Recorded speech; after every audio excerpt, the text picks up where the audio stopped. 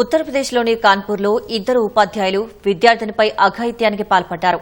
Neat శిక్షణ పొందేందుకు ఓ coaching సెంటర్లో చేరిన విద్యార్థిని 6 నెలలు నిర్బంధించి ఆమెపై అత్యాచారం చేశారు.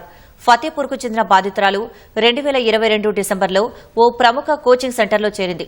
2023 కొత్త సంవత్సర వేడుకల పార్టీ ఉందని, మిగతా విద్యార్థులు కూడా వస్తారంటూ ఆమెను బయాలజీ టీచర్ సాహిల్ సిద్దికి కళ్యాణ్పూర్లోని తన స్నేహితుడి ఫ్లాట్కు ఆహ్వానించాడు.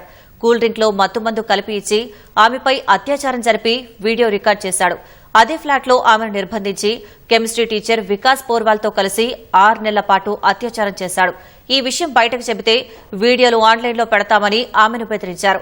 6 నెలల తర్వాత కాన్పూర్కు వచ్చిన తల్లితో కలిసి ఇంటికి వెళ్లిన ఆమె కోచింగ్ సెంటర్లో మరో విద్యార్థిని సిద్దికి వేధిస్తున్న వీడియో కంటపడడంతో పోలీసులకు ఫిర్యాదు చేసింది.